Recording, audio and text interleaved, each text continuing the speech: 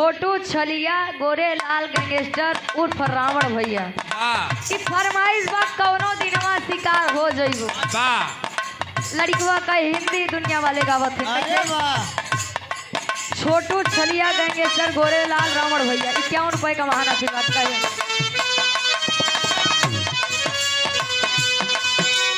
सारे शिकवे गिले भुला के कहो, सारे शिकवे गिले भुला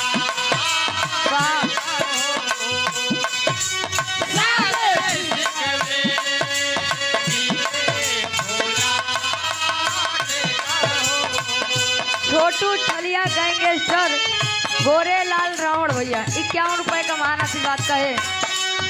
दिल ना तोड़ो ये कसम खा के कहो,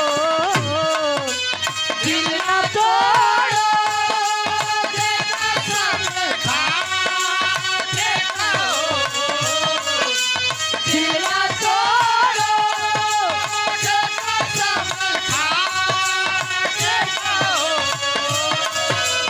दिल ना तोड़ो ये कसम खा के कहो, सारे शिकवे गिले भुला के कहो, सारे शिकवे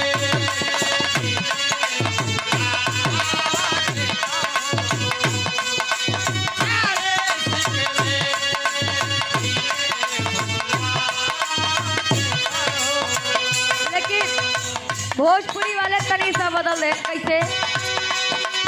कौनो दिनवा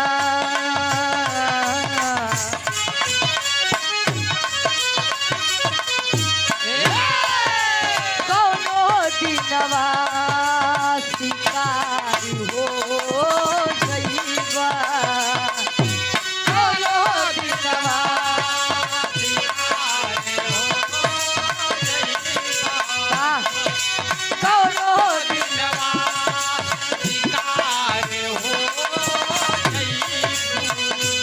पटेल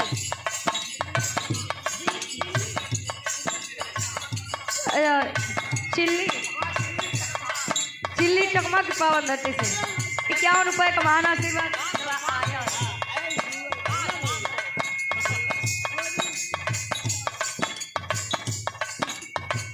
आप SBS म्यूजिक के प्रोपराइटर साहब धर्म के हमारे बड़े भाई सूरज प्रजापति जी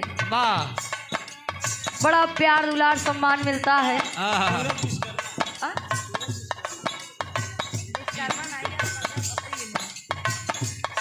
आशीर्वाद के चारे भैया के चैनल लगा बा बाहर है, सोशल मीडिया के जमाना है।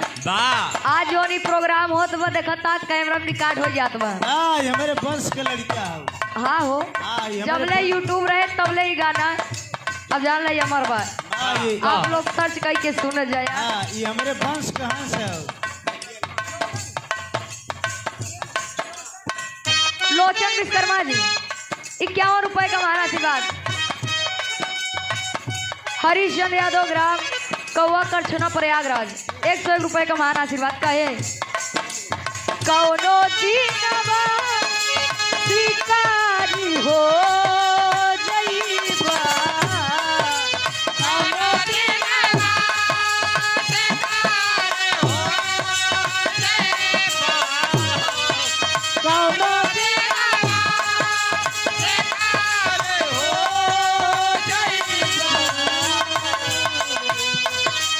कौनो दिनवा शिकारी हो जइबा, हमसे मिलबा हकारी हो जइबा, हमसे मिलबा हमारे हो जइबा, हमसे मिलबा बीमार हो जइबा। हम का कहा तो हमसे मिलबा हमार हो जाइबा बीमार ना हो जाइबा। पूर्णमासी यादव जी करे यहाँ की पावन धरती से इस भाव को समझते हुए 51 रुपए का मान आशीर्वाद कहे।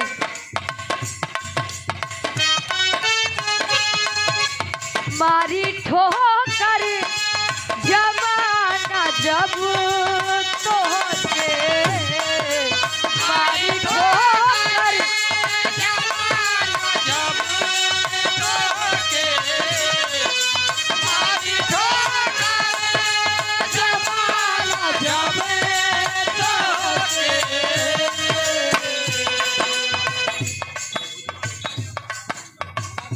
पूर्णमासी यादव जी ग्राम करे यहाँ की पावन धरती से 51 रुपए का महान आशीर्वाद।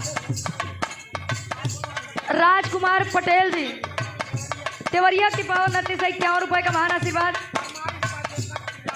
अच्छा सोहर के फरमाइश भैया कहे मारी ठोकर जमाना जब तो